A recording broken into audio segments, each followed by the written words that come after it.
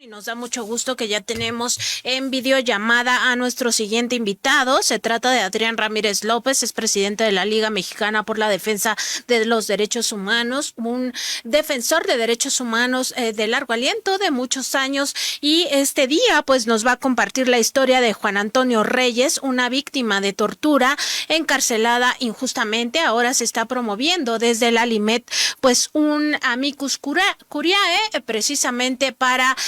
pues acompañar este proceso de Juan Antonio Reyes, víctima de tortura. Muy buenos días, Adrián Ramírez, bienvenido al programa de Contralínea Periodismo de Investigación.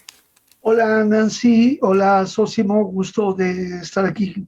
compartiendo este día. Gracias a los amigos de los controles y a todos los que están siguiendo la transmisión en vivo y a quienes después la van a continuar. Pues estamos con este caso, un caso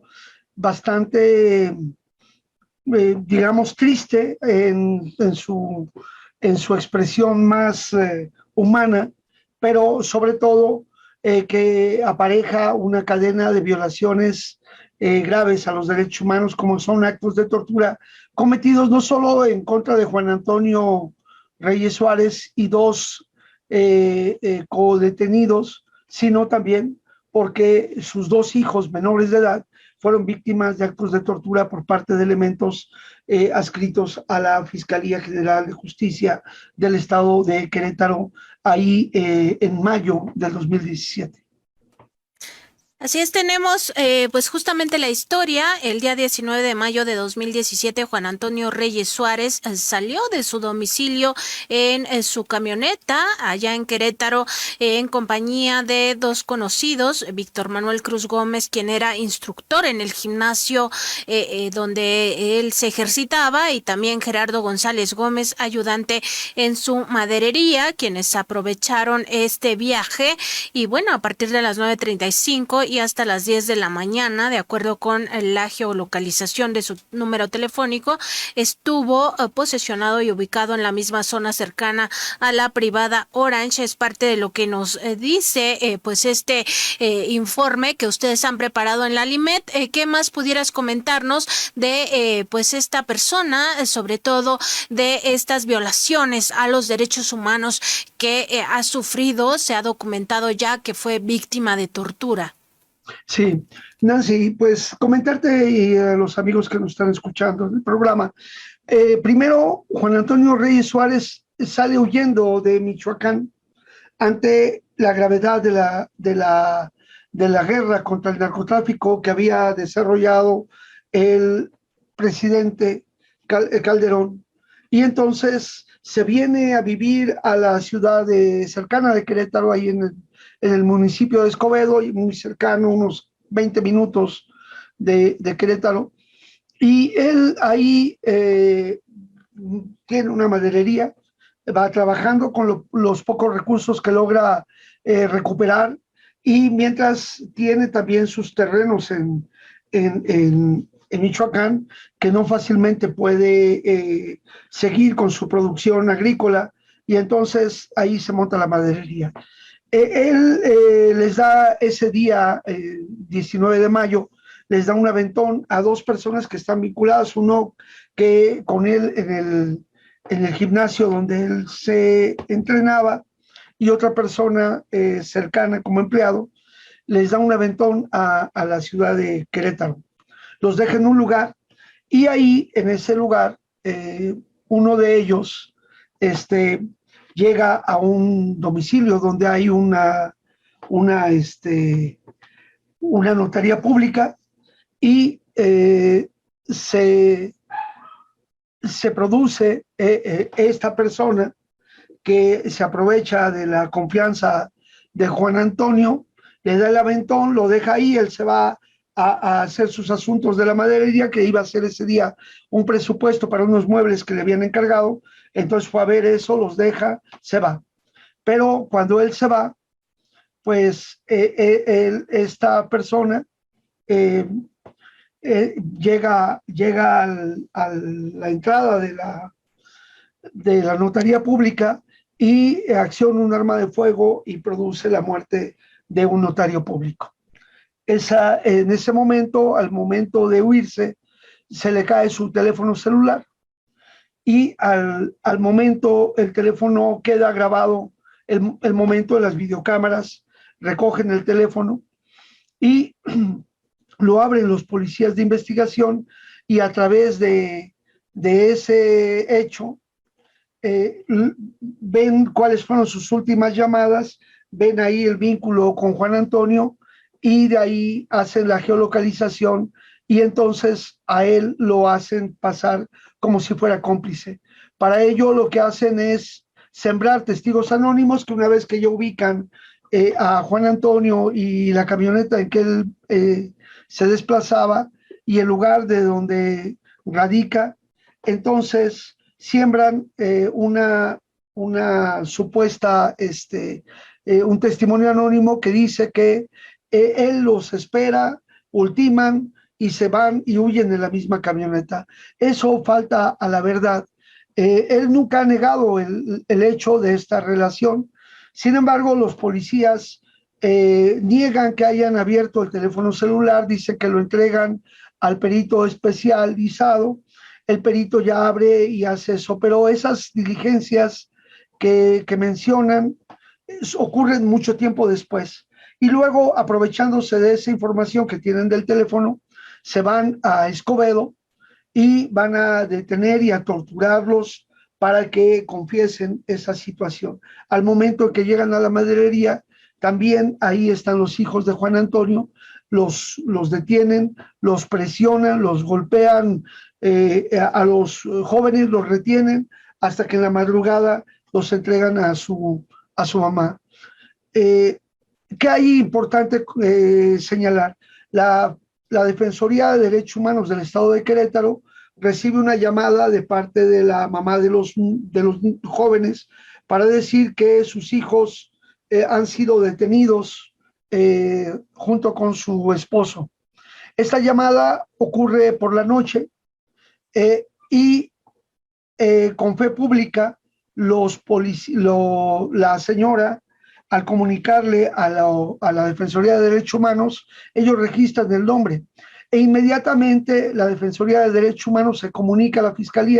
Fiscalía niega tener conocimiento de algún operativo o la detención de los mismos y entonces esto va quedando asentado en la misma digamos fe de la integración de la queja. El otro elemento que también se tiene ahí como importante es que los detenidos van a ser, ahí los detienen y les dicen que los invitan a ir a la Fiscalía de Justicia del Estado y dicen que ellos aceptan y van a comparecer en calidad de invitados. O sea, no hay una calidad de invitado para ir, pero bueno, así se les dice. Sin embargo, ellos llegan a la Fiscalía, no hay ninguna constancia de que ellos hayan ingresado a la Fiscalía, ni siquiera de que hayan dado declaración alguna, y lo que dice después es que cerca de pasado el mediodía, a ellos se les detiene a Juan Antonio en un lugar y a los otros dos en otro lugar en la ciudad de Querétaro, como una situación fortuita donde los agentes de investigación ya tienen una orden de aprehensión y ahí mismo los capturan y los presentan. Otro elemento importante es que los tres tuvieron lesiones. Al momento en que los presenta la policía al penal, el penal no los quiere recibir porque van lesionados y entonces el penal afortunadamente certifica las lesiones que tiene Juan Antonio Reyes Suárez, sus dos coacusados, además de los tratos que ya habían vivido sus hijos al ser retenidos y violentados por parte de la policía de investigación de la Fiscalía del Estado. La Defensoría de Derechos Humanos, después de varios años de investigación, determina que efectivamente fueron víctimas de tortura los menores y hace un acuerdo de responsabilidad que la Fiscalía General de Justicia del Estado de Querétaro acepta y hay una sesión especial donde la Fiscalía da por cumplimiento a eso, pero lo que determina el fiscal al momento de que se hace esa, esa, ese acto de responsabilidad, pues les dice palabras más, palabras menos, que los policías se les apercibe para que no hagan este tipo de conductas y se les dice que la policía, que la fiscalía les proveerá de todos los recursos e insumos para que hagan adecuadamente su trabajo. No hay ninguna sanción de tipo ni administrativa, no hay ninguna un señalamiento mayor que ese acuerdo con el que lamentablemente la Defensoría de Derechos Humanos cierra la investigación y ahí queda. Sin embargo, la tortura de Juan Antonio Reyes, la tortura de sus dos coacusados, no queda como parte de la recomendación. Es por eso que la nueva administración que hoy tiene, que encabeza el licenciado Javier Rascado, estamos planteándole que revise todo eso. Ellos han tomado el acuerdo de entrar a la revisión del caso de Juan Antonio Reyes Suárez y los dos coacusados para que esto pueda tener efectos. Y hay otros elementos que tienen que ver con la cuestión de los tribunales, cómo se actúa y sobre todo el nuevo modelo que me gustaría que en el siguiente puntito lo pudiéramos comentar. No sé si hay algún comentario aquí, por favor. Así es, Adrián Ramírez, pues presidente de la LIMED, de la Liga Mexicana por la Defensa de los Derechos Humanos. Has tenido tú una experiencia importante precisamente de documentar casos de tortura, que además eres médico, eres perito médico también, que ha podido certificar de manera, pues digamos que muy desafortunada, varios casos de tortura que se cometen en las cárceles mexicanas, y me gustaría que nos, nos dijeras tu opinión sobre por qué se construyen este tipo de delitos, por qué hay chivos expiatorios, por qué una persona que tiene que ser sometida a este tipo de torturas y luego pues a todo un proceso judicial en su contra, pues simple y sencillamente sin tener ningún asunto. Podríamos decir es que a lo mejor es un perseguido político, que ya estaría mal, por supuesto, pero en casos de personas que empiezan a ser perseguidas por la autoridad solamente, entre comillas, para resolver un caso, que nos dieras tu opinión sobre este tipo de asuntos y también de qué manera puede servir este amicus curiae que desde la LIMED se está impulsando. Bueno, primero hay que tomar en cuenta varios elementos. Se trató de un caso que tiene cierto impacto en la comunidad del estado de Guerrero, ya que se trató de un notario público. Este asunto trasciende porque él tiene también mucha influencia en altas autoridades del gobierno en su momento, y entonces para dar resultados no quisieron quedarse solamente con la autoría de Víctor Manuel Cruz Gómez, que es quien se le detiene como responsable, y al señor Gerardo González Gómez, que es un acompañante que circunstancialmente, según lo que obra en el expediente y la declaración de él fue a acompañarlo a ir a acompañarlo un asunto, pero no sabía lo que iba a hacer este señor Víctor Manuel Cruz Gómez. Aparentemente hay un móvil de que el notario público había tomado acuerdos, no respetó y entonces aparentemente lo mandaron a asesinar, y ellos fueron los autores materiales, es decir, los sicarios que hicieron el evento. Queda muy claro que Juan Antonio Reyes Suárez es totalmente ajeno a estos hechos. Sin embargo, para la construcción de un caso, lo utilizan también como parte, y aunque pudieron haberlo a él liberado en cualquier momento dentro del proceso, pues lo dejan ahí y no ha habido poder humano que logre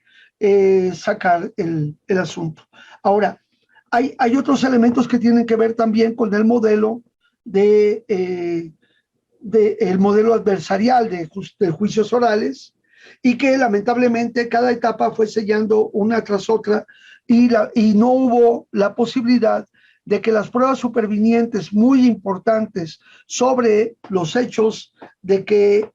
lo que sucedió no ocurrió como dijeron los agentes de investigación, que faltaron a la verdad, y no lo digo yo, lo dicen los expedientes y la propia Defensoría de Derechos Humanos, no formó parte del expediente judicial. Este amicus curiae nosotros lo presentamos ante el tribunal, ante los juzgados federales en vía de amparo. Y aunque no lo tomaron en cuenta formalmente, lo tomaron para la reparación, para la reposición del procedimiento donde se está desarrollando el tema de la tortura. Entonces, ahí vemos nosotros que este expediente lo presentamos nosotros desde el mes del 2019. Se repone el procedimiento, pero todavía no le terminan de practicar los protocolos de Estambul, cuando ni siquiera se requiere que haya un protocolo de Estambul, porque ¿cómo te aseguras, primero, que hay autoridades que dicen que invitan a los presentados a que vayan a la fiscalía? Ellos les acompañan, así lo dice el Ministerio Público que está investigando, y después no hay ninguna actuación que diga que ellos estuvieron ahí, y que luego, sin decir cómo logran detenerlos, los detienen en dos momentos aparentemente fortuitos. Y tercero, que ellos tengan lesiones cuando en el mismo parte para detenerlos no mencionan que haya habido resistencia o otro tipo de situaciones. Eso es el punto. El otro punto es que, insisto, esto no fue tomado en cuenta, quedó sellado, y ahora en la reposición del procedimiento esperemos que se logre con el juez de origen, que pueda determinarse ahí la actuación. Por lo mismo, este amicus curiae, ahora que venga el momento de conclusiones, lo estaremos reforzando con las nuevas pruebas supervinientes para que pueda presentarse. Y la Fiscalía General, la Fiscalía General de Justicia debe de seguir la investigación, porque como repetíamos en el programa anterior de Irving Jalil Oviedo Pagola, que por cierto quiero decirles que gracias a las acciones múltiples y a las pruebas que se han presentado, él fue ya exonerado en la sentencia del día 30 de septiembre por los juzgados federales, del segundo juzgado de Querétaro, en el fuero federal. Esperemos que esto impacte al fuero común y que le pueda beneficiar sustancialmente a Irving Jalil Oviedo Pagola. Pero cerrando este paréntesis, comentar que entonces el caso de Juan Antonio Reyes Suárez puede ahora, si la Defensoría de Derechos Humanos agiliza su actuación, y esperemos que así sea, determinar que efectivamente fueron víctimas de tortura, tomar esto como una prueba superviniente, ingresarla al proceso penal y lograr la libertad para él y la sanción para que corresponda a los otros, pero también que con ello se logre que se les repare el daño por haber sido víctimas de tortura, independientemente de que Víctor Manuel haya cometido un ilícito y que haya tenido una participación indirecta, Gerardo. Ese es más o menos el planteamiento. ¿Qué es lo que necesitamos que se modifique sustancialmente? Es los ojos, los lentes con los que mira el Poder Judicial el tema de la tortura, y quisiera cerrar con un breve comentario de cambio de procedimiento, pero si nos da tiempo, si no, será en la próxima ocasión. Adrián, no, pues sí, por favor, regálanos esta opinión respecto de este cambio, que supongo que ha de ser sustancial, brevemente, porque sí, en efecto, se nos acaba el tiempo, pero sí queremos escuchar este punto de vista. Bueno, yo quisiera que pudiéramos hacer un programa especial para hablar sobre este tema, porque es fundamental. Y el asunto es el siguiente. En los procedimientos penales, cuando se presenta el informe policial homologado, o lo que antes era la puesta a disposición, donde los policías aprensores hacían un parte, lo presentaban y enseguida, ese mismo día o el día siguiente, ratificaban ese parte informativo de puesta a disposición o el informe policial homologado. El asunto central que favorece la violación de los derechos humanos e incluso el retraso por años de los juicios es el hecho que podría cambiar si logramos que cuando se ratifica el informe policial homologado o el parte informativo de puesta a disposición, en igualdad de condiciones, el presunto responsable y su abogado defensor, en el momento en que se hace la ratificación, puedan ahí mismo interrogar a todos los agentes que participaron en la detención de una persona. Esto es muy valioso porque cuando se cierra esta primera etapa, cuando viene ya la etapa del desahogo de las pruebas y los órganos de prueba, que en este caso serían los agentes aprensores, van a rendir su ampliación o van a rendir su testimonio como órganos de prueba, su entrevista como órganos de prueba, ellos muchas veces se van a concretar después de unas semanas o meses o años a decir, pues no lo recuerdo, pero me apego al parte informativo y ahí lo que está establecido. Entonces, si logramos que eso pueda ocurrir en el momento inmediato posterior a que ocurrieron los hechos, ya por ejemplo los policías pudieran habernos dicho cómo es posible que los buscaron y los detuvieron a ellos, quién les dijo quiénes eran o cómo eran, para que hubieran complementado un orden de aprehensión. Y la otra respuesta que les pediríamos es, a ver, si aquí me estás diciendo que no hubo lesiones y el penal cuando los ingresan dice que tiene lesiones y estas lesiones no tendrían una forma lícita de producción, dinos cómo se produjeron. Y ahí, en ese mismo momento, el juez de control podría dar garantías para evitar los actos de tortura. Y por otro lado, los peritos que examinan a las personas no solamente deben de concretarse a poner que hay lesiones, sino a que pregunten bien y que además certifiquen que ellos, antes de examinar a la persona, revisaron el informe policial homologado para que este perito pueda poner en contraste lo que dice el informe con lo que tiene como hallazgos al momento del examen. Pero ya lo hablaremos con más calma en algún otro de los programas y queremos decirles que estamos muy atentos, que señalen, que busquen la defensa de sus derechos y que desde Contralínea estaremos muy pendientes también para acompañar y asesorar y dar voz a casos graves con la finalidad de que mejoremos nuestro sistema de justicia. Pues con mucho gusto, Adrián, hacemos este programa dedicado a estos informes policiales homologados o partes informativos que nos comentas y también para que nos hables en ese otro programa de todo el trabajo que hay detrás para documentar estos casos, porque también hay siempre pues este estigma o esta circunstancia de decir que los defensores de derechos humanos en realidad están soltando a delincuentes, que es parte de la crítica que reciben muchos defensores de derechos humanos, pero para que nos hables pues precisamente de cómo se va limpiando estos casos de toda sospecha de que sí se trate de personas que incurren en algunos delitos y que se tiene que ver también la parte de las víctimas que sufrieron esos delitos. Con mucho gusto, Adrián, revisamos estos temas en otra ocasión. Le agradecemos mucho por parte de esta ocasión traer a la luz pues este caso de esta persona injustamente encarcelada.